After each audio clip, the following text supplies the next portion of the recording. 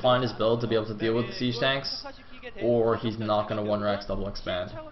Having said that, I do vaguely remember in the WCS matches this week that some Terran went 1-Rex double expand in TVT. Because I specifically remember like Wolf and Caldor being like, oh, that's kind of interesting, and like not actually knowing that Flash has been doing this. Which is quite amusing. I was like, oh my god, he's doing the Flash build, that is terrible. And Wolf and Caldor were like, oh, that's interesting, he just went 1-Rex double expand. Anyway, obviously I'm not blaming them or anything. They're already spending a lot of time on casting their own leagues. Don't expect them to follow Pro League as well.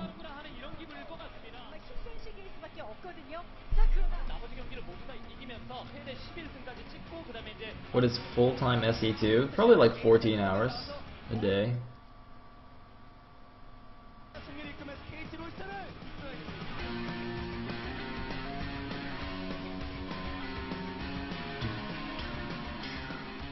Alright, going into the game. In the top left is the red Terran. We have Snow. And in the bottom right, as the blue Terran, we have KT Bolster's Flash.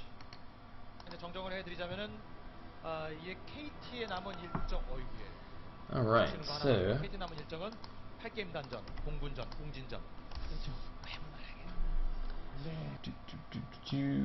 wonk. Alright.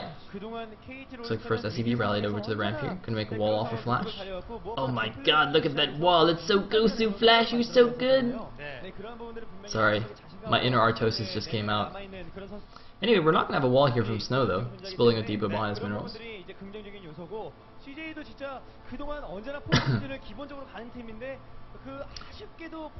And that is very neat handwriting from that lovely Fango. I love how she's like peeking out behind the sign. It's so cute, it's like a little kid. And oh, look at this, we have a gas first build from Snow. That's very interesting, look at that. Presumably, well, it could be going for fast Banshees or some kind of 1-1-1. Recently we did see some Terran go for this kind of fast gas build, and I assumed it was Banshees at the time, but he did just go for like a Hellion drop. I think it might have been, who was it?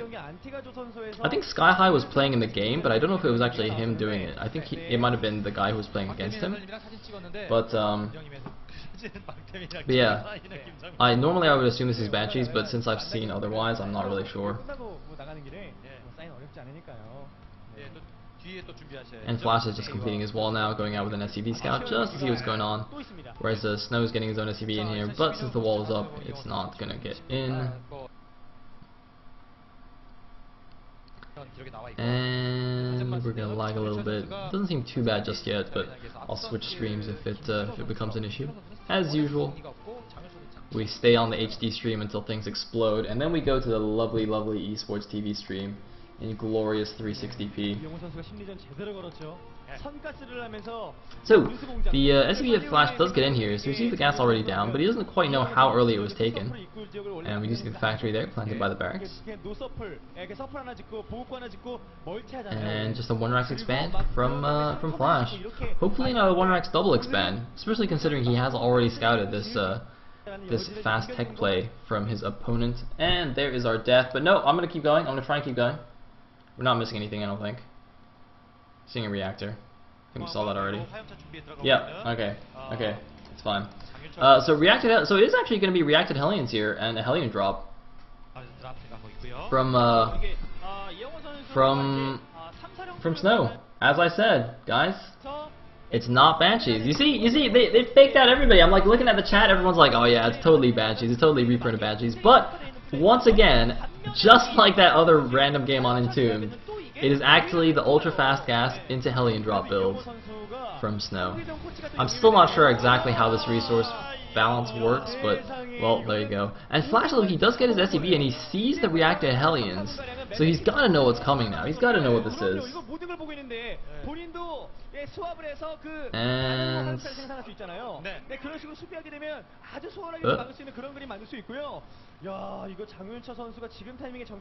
well, he's got a bunker at the front. See if anything in the main. He's got his own reactored Hellions, and that could be quite interesting. He's building a depot at the top, so he's going to be able to spot any drops in advance. And this is probably a good response. This is actually identical to the game that I was talking about earlier on in Tombs. I wish I remembered who the players were. I'm fairly certain it was Sky High versus somebody. But essentially, the guy who was defending the Hellion drop also went reactored Hellions, and so he took like almost no damage from the initial drop, but then eventually just lost anyway. And here we go. The drop is coming in here. A couple of Hellions, a couple of Marines, and a couple of SCVs going to defend that quite easily. I think just losing one SCV there that built that depot, and now a couple more Hellions are out. So that drop is done, well, it's done absolutely nothing here. And we are seeing the command center follow-up, as well as a Raven now from that starport. Very interesting choice, but it looks like he still has it rallied really far out, so I hope he fixes his rally point and doesn't have his Raven just like fly over to the enemy base willy-nilly. That's a very interesting choice. And I'm fairly certain this was the follow-up as well. Is this some kind of magic? What build is this? Because if this is the second time I've seen it, there's got to be somebody's got to have done this build in a GSL game or something, and the Kespa players are just copying it because they thought it looked cool. That's what. Like every time I see a funny build in these Pro League matches, I just assume that's what happened. It's like some GSL player did it once, and because you know the Kespa guys, they only watch a few. They probably haven't watched that many games. They're just like, oh, that looks pretty cool. Let me just try doing that. And just do it like 500 times until they know the build exactly, and then they come use it in Pro League. Anyway, oh, Viking's gonna spot that medevac now. Maybe? No, it's not quite far enough up, is it? I'm trying to judge from the minimap. I don't think it's actually seen it. Yeah, the medevac's a little bit too far up. Okay, but the Viking will prevent it from going in anymore.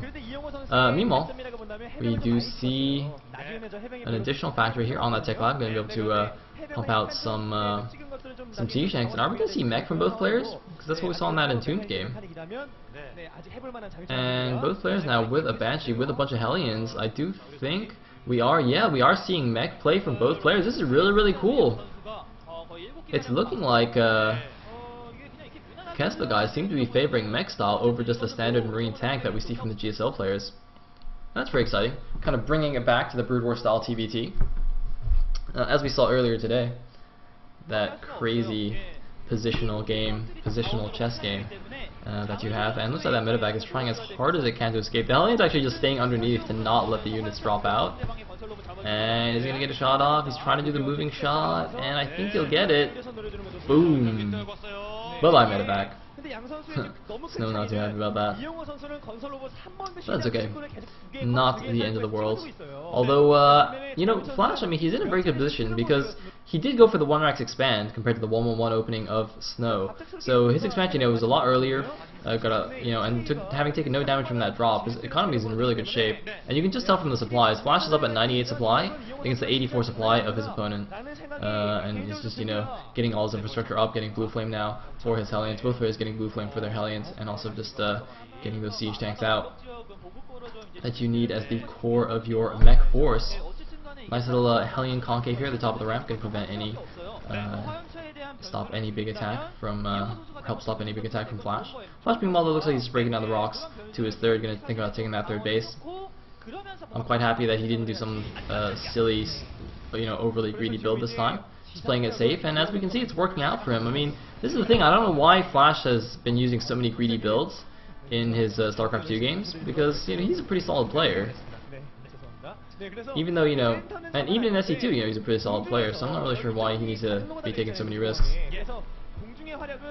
In the meanwhile, Vikings being pumped out double time here for what's his face, for Snow, whereas Flash just has the tech lab on his starport, so he's actually not able to pump out the Vikings quite as quickly. And look at that, no armor yet either, so we can't get the Thor to help out. So it's going to be a pretty big air advantage soon for Snow, or there already is. It's 8 Vikings to 4 now in Snow's favor. As you can see, both players having that one Raven for the point defense round. And are we gonna have an air engagement? Looks like, oh, he might catch some of these Vikings here. He's running around. I think he's looking for these Vikings. He knows those are the only anti-air here. He's not afraid of any Thor or anything like that. And here we go, he's moving in. The ground units are moving in. There's one Marine supporting from the low ground, but oh, instantly taken down. There's like a little silhouette of a PDD, I think, but I don't know who did that. Oh, it looks like, oh, that's Flash's PDD, but that's so late. Why is that even there?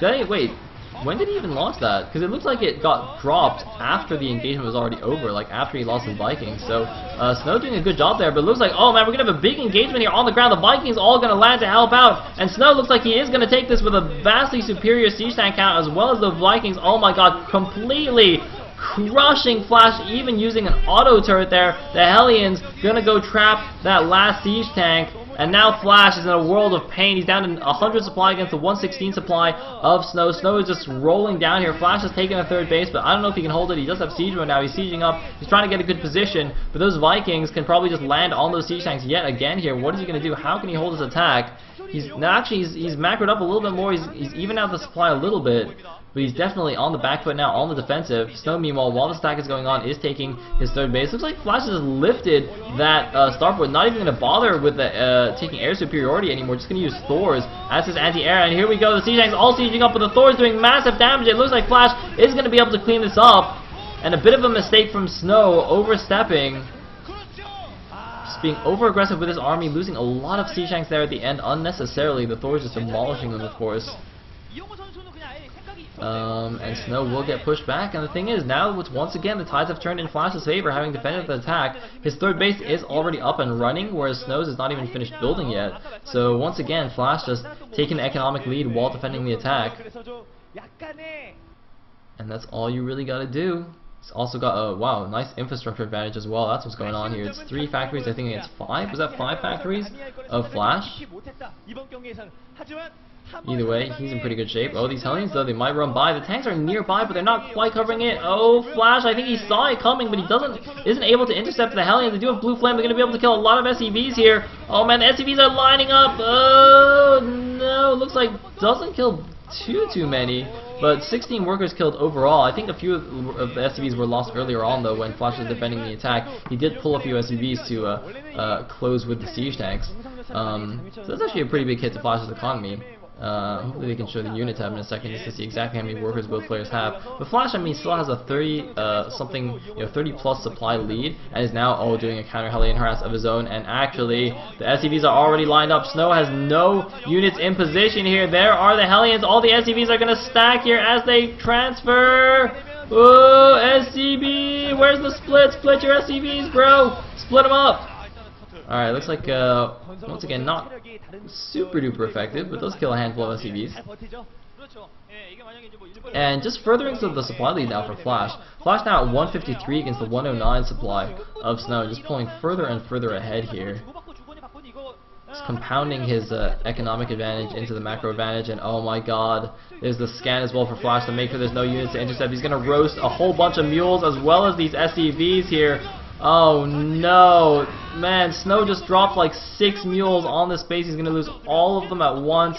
There's the army of his moving towards the 4th base, but there's no base there. He scans, he sees all the units in position. I don't think he can go in, and oh my god, the Hellions actually run into the natural as well. Flash's Hellion harass is doing so much more than Snow's. Look at that, 27, 28, 29 workers killed now by Flash's Hellions. Wow, very, very nice move. And Snow is in big, big trouble. He's in full retreat with his army now.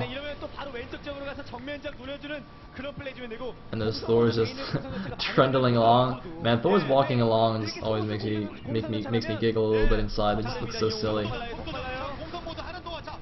Anyway, Flash now pushing up towards the watchtower. There's the big siege up, and boom.